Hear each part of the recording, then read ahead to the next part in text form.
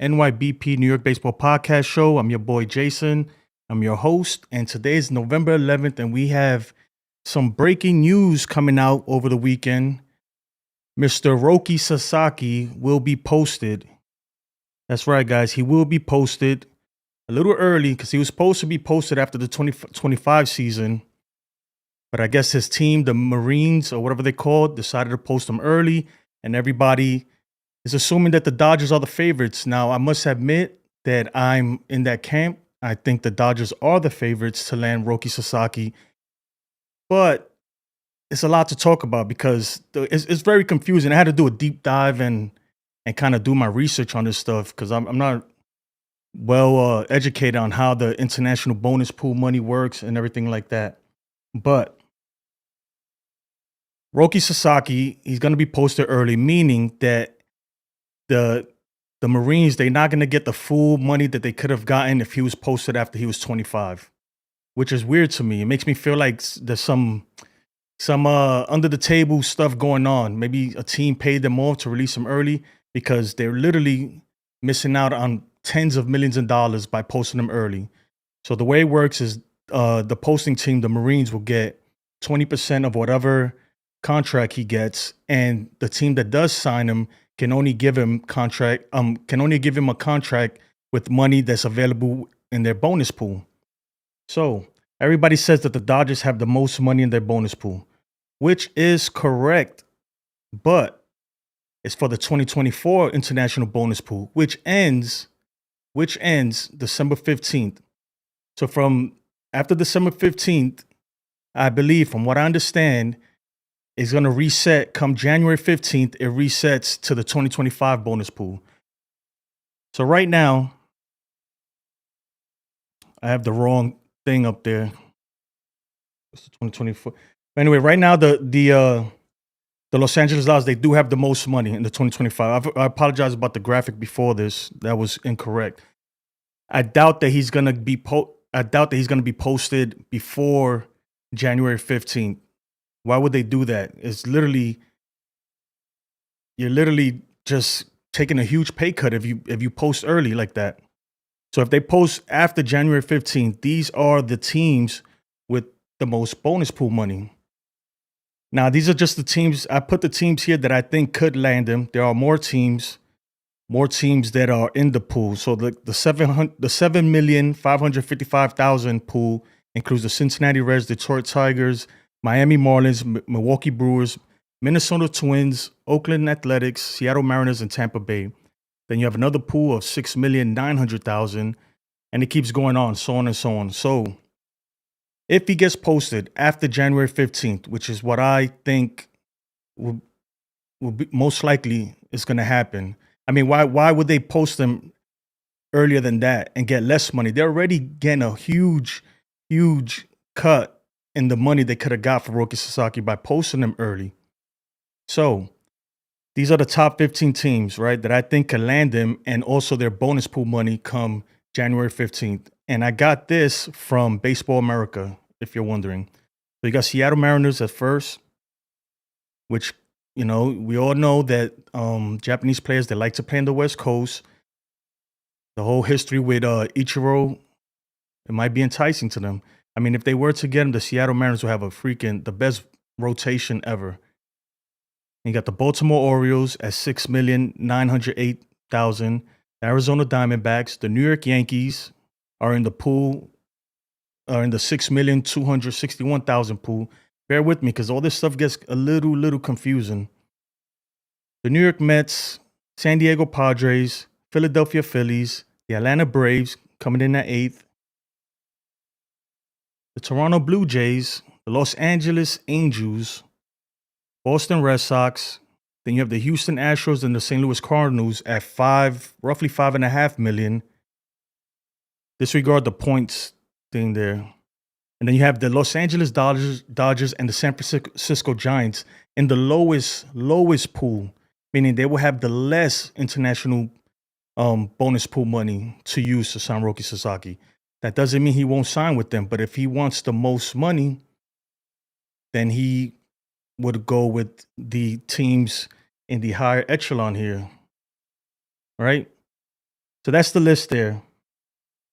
Now, obviously, there's a lot of reasons why the Dodgers are the favorites. They have a huge Japanese market right now. They literally have a monopoly on the Japanese market with Shohei Ohtani and Yamamoto. But regardless of the fact, I mean, it's not 100% guaranteed that he will go to the Dodgers. Not 100% guaranteed. There's a lot of teams that could use Roki Sasaki, and I'm sure that teams are going to put their best foot forward and offer this guy, obviously as much money as they can within the limits that they can do it. But also maybe show him that the team is going in a certain direction, and he could be the guy instead of going to the Dodgers. And you have Yamamoto and Shohei in front of him, kind of living in their shadows. He can go and be his own man and have his own team and do his own thing. Now let's talk about Roki Sasaki. Why is this guy so highly sought after? Well, first of all, he's like 23 years old. That's first of all. Last year, his MPB stats, which is dipped a little bit. So he regressed a little bit last year. He had an ERA of 2.35, 111 innings pitches, 111 innings pitched, 129 strikeouts, and a whip of 1.036. And that's still good. And mind you, he regressed a little bit. This guy has been clocked at 102 miles per hour. This kid literally threw a perfect game. And then his next outing threw a perfect game for 8 innings. And the only reason why they didn't leave him in to pitch 2 back-to-back perfect games is because he had thrown so many pitches. They just pulled him out. But just imagine, he literally almost pitched 2 back-to-back perfect games. Now, granted, it's not major leagues, but the MPB league is no slouch either. You have a lot of former professionals there, a lot of great Japanese hitters there, and just to pitch a perfect game in any league, if you do it in little league, it's an accomplishment. And he almost did it back to back twice. His fastball has dipped a little bit last year from an average of like 99 miles per hour to 96, which is still no slouch.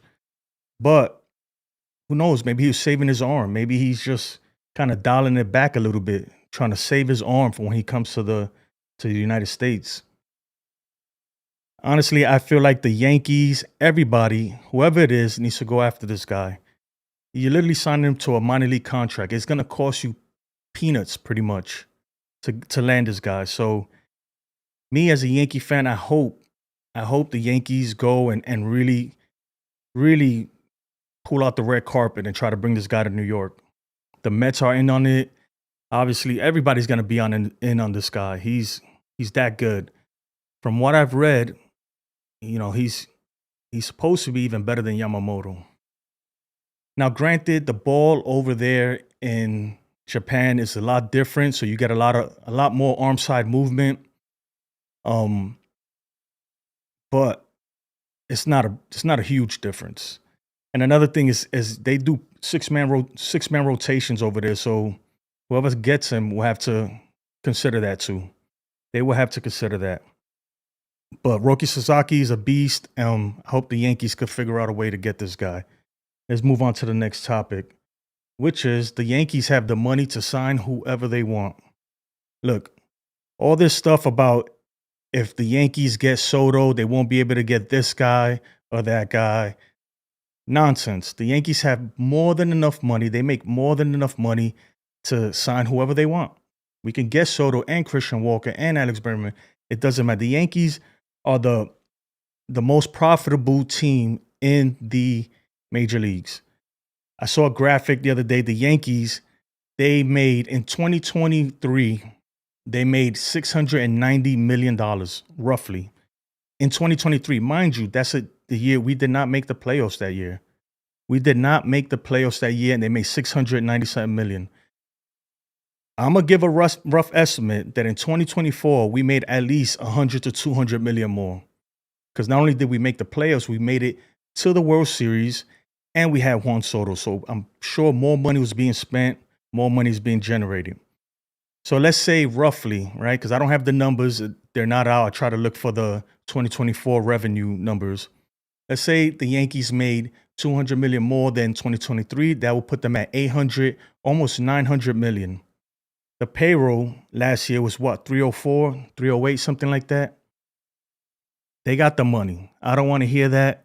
I don't want to hear that stuff. They literally using like 40% of their money for their payroll. Now, if they bring it up to 50, 60%, like most other teams are doing, most other teams are using 60% of their payroll, of their revenue for their payroll. If we bring it up to that, then we can spend 400 million, no problem.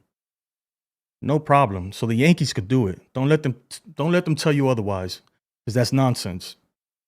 They can do it. And also, we have the trade capital.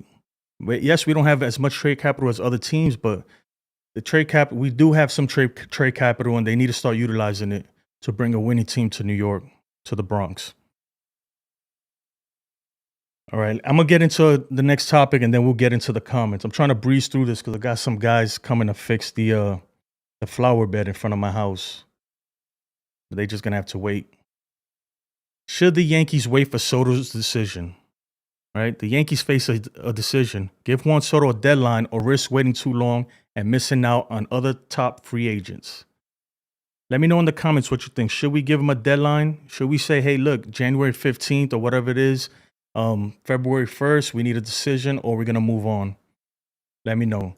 I personally think they should not do that for the reasons I mentioned before. They have plenty of money. Let's not, come on. Don't let them lie to you. The money is there. A lot of money came off the books this season or this offseason. So the money's there. They can allocate the money for Soto, put it to the side, and go out and get these other free agents. And it's gonna entice Soto to come to us even more. Because then we could go and be like, look, Soto, we just signed so-and-so. We just signed this guy and we traded for this guy. Look, the team is much better than it was last year. And if you come back with us, we're going back to the World Series. So that's what I think they should do. They should not be afraid to not go out and get another top free agent before signing Soto, because the money's there. The money is there. So they need to go ahead and make their moves. Let Soto do his thing. Don't give him a deadline. We don't want to piss him off. Let him do his thing. This is the only time he's ever going to be in free agency, most likely, in his life. So let him, tour all the major league clubs, and we'll go out there and pull in pieces here and there, and then come back and be like, have you made a decision? Well, look, we just got these guys, and we have this money set aside for you. Will you come back to the Bronx? That's what I think they should do. All right? It's time to, look, excuse my friends, but it's time to nut up or shut up to Cashman, to Hal, to the whole Yankees organization. All right? If you're really a championship caliber team and it's win or bust, then time to nut up or shut up. Make the moves. Make the necessary moves. All right? The money's there. Don't lie to us. Don't gaslight us. We know you got the money. Okay? We know you got it. And I understand it's a business and you got to make a profit, but you're still going to be profitable. At what point is it just plain old greed? You're making money hand over fist.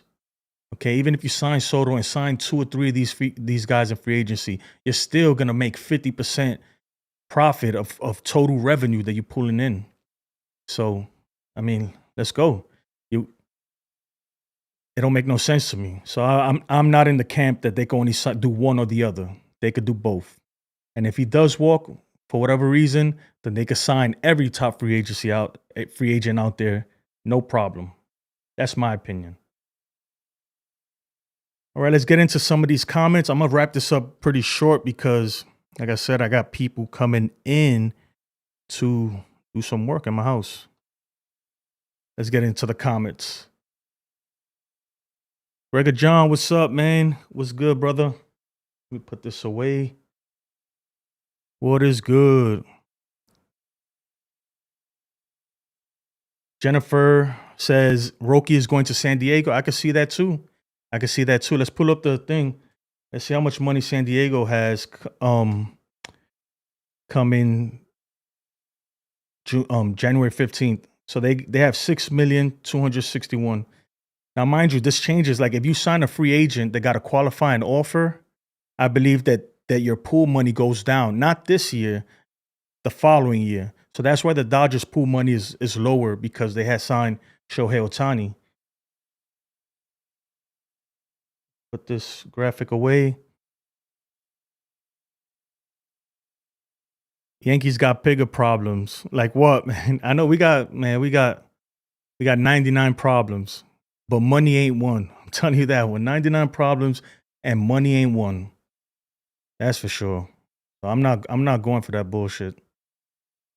JJ, what's up, man? I appreciate you joining. JJ's a regular, man. That dude's he's a fishy tissue in my book. Roki needs to come to New York. I agree. I agree. But we got to make him want to come to New York. See, this is not a money thing, right? It's not going to be a money thing because he's going to be making peanuts, peanuts compared to what he could have made if he would just waited a year. So, and look, I'm gonna go. Look, I'm gonna be a conspiracy theorist, and I feel like that he already has a team that he agreed to, and I feel like that the team that posted him in Japan, they got some money under the table somehow. Because why would you miss out on tens of millions of dollars? You know, you could have just waited a year and made an extra $40 million. Now they'd be lucky to make 500,000 off of him. And I understand people say the culture over there is different. They're not as greedy as Americans. But we're talking tens of millions of dollars. They're human. They're human. And I'm gonna leave it at that. Gregor says, Jason, I've been watching games from Mexico. You ever watch them? Every now and then. And the reason I did was because I watch a lot of Trevor Bauer stuff. And I tell you what, man, my man Robinson Cano was mashing it down there. I think I seen Luke Voigt down there one time. I every now and then I might catch an inning or two and tune in for a little bit, but I don't watch it as often. Why? What's up, Gregor? What you seen down there in Mexico? They got any good players? Okay, JJ says Michael K yelled at a caller for suggesting to trade Aaron Judge. I saw that. I say trade Aaron Judge and sign Soto instead, either Roki Sasaki or Corbin. Look, Aaron Judge is not getting traded, man. If you're waiting for him to get traded, I don't know what to tell you. It's never going to happen. I don't want it to happen. Aaron Judge is one of the greatest baseball players I've ever seen. Yeah, his postseason numbers are not there. I got it. But the dude's a beast. And eventually, if the Yankees keep making it to the postseason, eventually he's going to explode in one of these postseasons, just like A-Rod did, and all will be forgotten.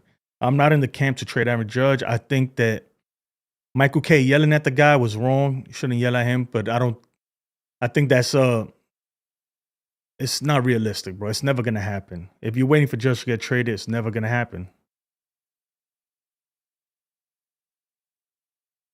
Adames would be a great addition along with signing Soto. I agree. Adames would be a great addition. I actually had his stats somewhere, but I'm not gonna pull it up right now. Yeah, Willie Adames would be great, but where are you gonna put him at short? And then if you put him at short, right, that's his position, shortstop. You gotta move Volpe to second because Volpe's not playing third. Or you're gonna put Adames at second or Adames at third base. You know, I could see it happen. Adames third, Volpe short, Chisholm at second, and then we'll figure out first base. Sign Christian Walker or something. I could see it happen, and that'd be a good pickup. A lot of rumors are saying the Dodgers are really, really looking into him. So we'll see what happens with that. He's waiting for January to post. Yeah, I mean, obviously he's gonna wait till January. Why would he post in before December 15th? There's, most teams' international pool money has been depleted already. So that's why everybody keeps saying the Dodgers have the most money. Yeah, they have the most money up till December 15th. But after that, come January 15th, that resets and we go to 2025 money. And in that case, the Seattle Mariners will actually have more money than the Dodgers. He said, I saw Didi Gregorius playing. So Didi's playing down there? I didn't know that. I didn't know Didi was playing in Mexico. I wish him the best, man. Didi's a beast. Some of the finer postseason moments with Didi. He was clutch, man. That dude was super duper duper clutch. Didi's always good in my book. In my opinion, Didi will always be good. He will always be good. But yeah, so I've been hearing a lot of talk, that the Yankees should get Tanner Scott. And I like Tanner Scott, right? But I feel like I don't think the Yankees will waste money in the bullpen. Now, I could see them trading for somebody, maybe Devin Williams. That'd be huge, in my opinion, to get somebody like Devin Williams or or someone else. I see a lot of people talking about that they should sign that dude Estevez, I think that's his name, from Philly. I don't know, but I'm not too familiar with the dude, but everything that I looked at and read, he gives up a lot of fly balls, and I don't think that plays well in Yankee Stadium. Not with the short porch. This is Tanner Scott's numbers. He got a 4.0 WAR, which is crazy. I mean, you put him with Luke Weaver, maybe re-sign Tim Hill, and get another arm in there. And all of a sudden, man, we got a good bullpen again. We got a good bullpen. Or even a Devin Williams. If we could get Devin Williams or something like that, it'd be nice. It'd be real nice. But again, people, please like, comment, and subscribe if you don't mind. It takes me a lot of time to put together these graphics and stuff, and I hope you like it. Because that's probably the majority of the work that goes into putting this together is all the graphics you see on screen there. Take that over.